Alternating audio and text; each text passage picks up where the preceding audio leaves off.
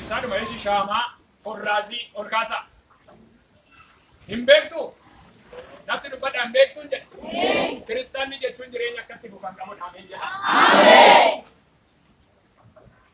Kiristaana biratti jireenya akkas tokko tokko immoo qorraazii yoo ilaaltan keessa mee faanosii warri beektan. Hin beektu maanguddoon. Faanosiin inni bitan maali? Armutii dhabiti?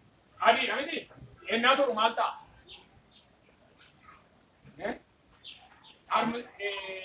Armutiin isaa yookiin burcuqqeen isaa sun maal ta'a? Hin diimata. Bifa geeddara miti ree? Eenyu dhaga'e? Maal ta'a? Beektaa beekaa. Sirumayyuu? Faanosiin beektummaa? Hin beektu? Ibsattanii beektu? Oddoo ibsametti argitanii? Eeshi walumaa galatti mee isa kanarratti waa dubbachuu barbaada. Gaafa dhaqxanii bittan hin bareeda armutiin isaa yugada. Walamee isa bareedu kana gaafa dhaqee xinnoo. Yesuus Kiristoos inni gooftaa. Ameen. Mee harka keessan ol kaasaa. Haleluuyaa.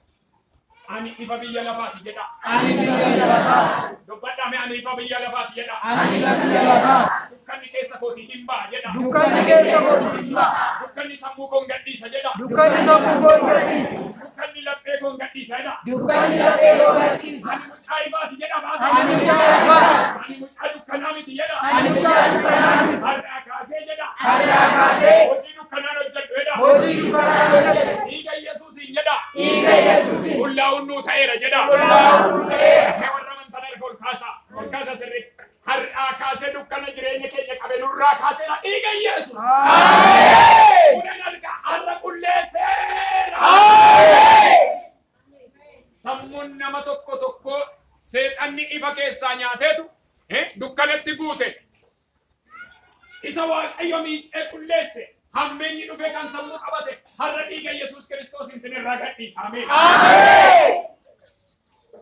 Har'a dhiqattee baataadhaan. Har'a dhiqattee baata.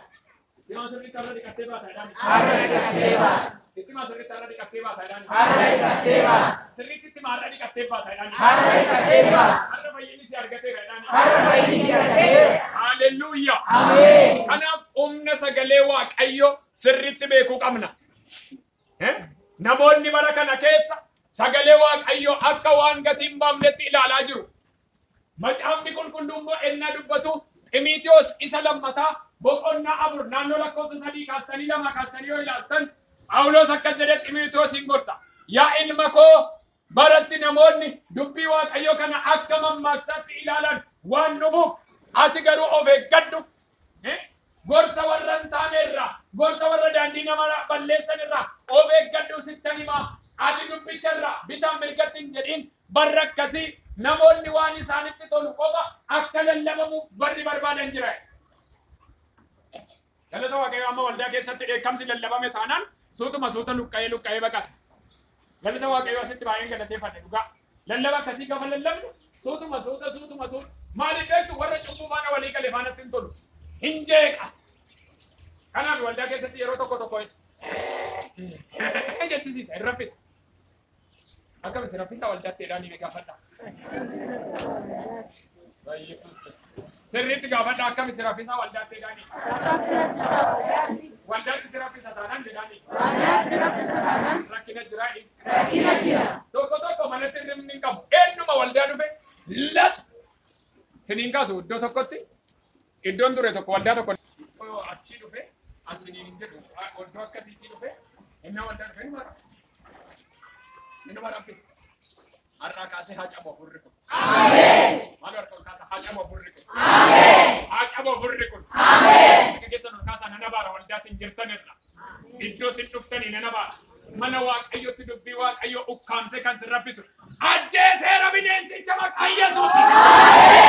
Ajjeeseera bineensicha maqaa Yesuusi. Ajjeeseera bineensicha maqaa Yesuusi. Hafuura adoochu ajjeeseera. Iyyaati du'eera jedha.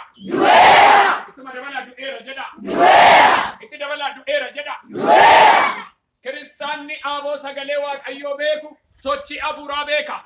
Mana Waaqayyoon naa dhufu hafuura qulqulluutu keessaa boba'a malee iddootti rafu miti. Magaazana irribaa miti namni Waaqayyoo. Hello. Oddootti hirriba walitti qabamnu miti.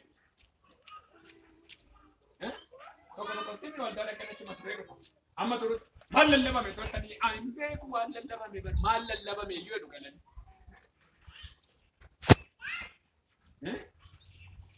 Yesus gooftaa. Ameen. Ani ati manaan koo waldaa biraan na dhaqxee yoo nani lallabesi galeen gaafadha maalin lallabe iyyuu jedhaan. Waldaa biraan moo dhaqxee yoo ta'e mata dureen lallabame natti min jedhaan. Dhugaa waaqayyo cimtuudha. Yookiin bilbila irratti waraabdi yookiin bilbila irratti seef gooti yookiin ajandaa irratti barreessi natti miti waan lallabame. Ijoollota na bira galan nan gaafadha maal lallabame. Harka mataarra godhadhaa. Har'aa kaasee sammuu kee keessaa dubbii waaqayyo kan guuru sagalee waaqayyo kan guuru sammuu kee duwwaa kan godhu akka hin qabanne kan godhu si keessa ajjeeseera. Si keessa ajjeeseera. Ajjeeseera. Simbirroota seexanaa rukuteera sirra maqaa Yesuus. Minarraa ka'eera jedha sagalee. Dabala dubbadhaa. Dabala dubbadhaa.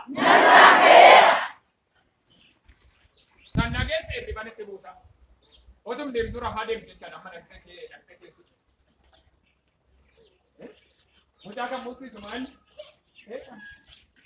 Waldaatti kan nama raffisu maalidha jechuudha. Afurri waaqaa innaa waldaa dhaqan obboleettii koo maal godhaa? Sirriitti nu taalchisaa, faarfachiisaa, hin iyyisiisaa, hin ililchiisaa. Amma ililchaa ta'u innee haadholiin dirqama waan akka isaan kanarra qofa kaawwame dargaggeettii nama toluu ta'e ililchu. Ililchuu fi safuura waaqayyoo barbaachisa. Hello. Inni fooniin ililchanii achitti hafe warra jilbaan oofaa ture achi jedhamu. Achitti hafeedhaan itti himu. Amma galeera fargifanne waan achitti hafeedhaan.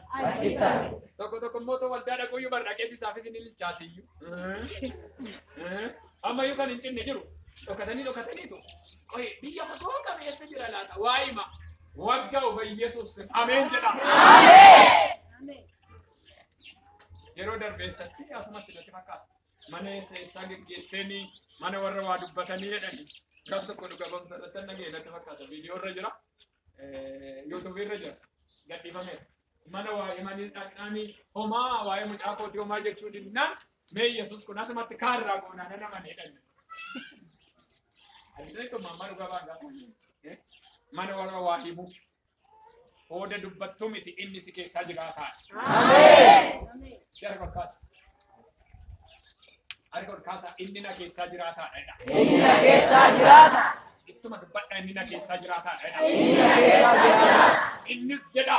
Innis Yesuus ilma Waaqayyooti jedha. Yesuus ilma Waaqayyooti. Inni na keessa jiru jedha. Inni na keessa jiru. Ifa biyya lafaati jedha. Ifa biyya lafaati. Inni na keessa jiru jedha. Inni na keessa jiru. Seexana guba jedha. Seexana guba. Inni na keessa jiru jedha. Inni na keessa jiru. Mortoota guba jedha. Mortoota guba. Inni na keessa jiru jedha. Inni na keessa jiru. Jawwee guba jedha. Jawwee guba. Inni na keessa jiru jedha. Inni na keessa jiru. Bofa guba jedha. Bofa guba. Inni na keessa jiru jedha. Inni na keessa jiru. Dhukkuba guba jedha. Dhukkuba guba. Inni si Yesuusidha jedha sagalee. Inni si Yesuusidha. Ameen warri jettan sinii ta'e.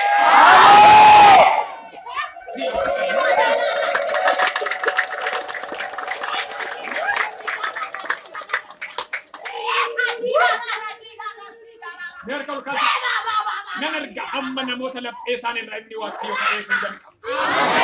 Nan arga namoota sammuu isaan irraa inni waaqayyo ka'uu jalqaba. Nan arga namoota haaraa cubbuu hidhi jedhee darbuu danda'u. Haallee hojjetu wangeela dhugaatti manii gara jireenyaatti kaasan waaqayyoon kaasa gidduu.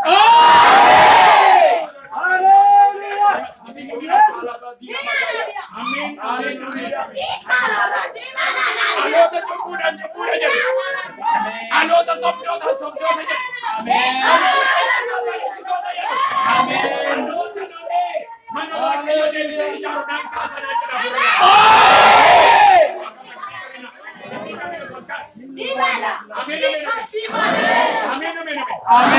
An cubbuutti waliin galu morma koon kenna kan jedhan waaqayyo kaasuu jalqaba.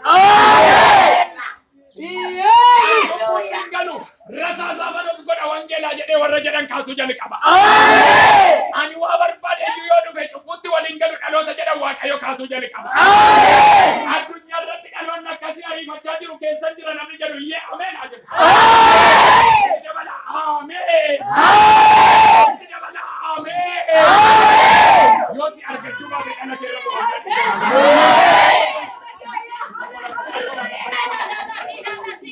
dargaggeetti hiqi oddoo waaqayyoon jaalanne hin dhaabbadhu jettu. Dargaggeessa iddoo waaqayyoon jaalanne hin dhaabbadhu. Abbaa maanguddoo haadholii hin barbaadu oddoo waaqayyoon jaalanne iddoo kan goomiti jedha waaqayyo oomishuu jalqaba. Dargaggoonni waaqayyo oomishuu jalqaba.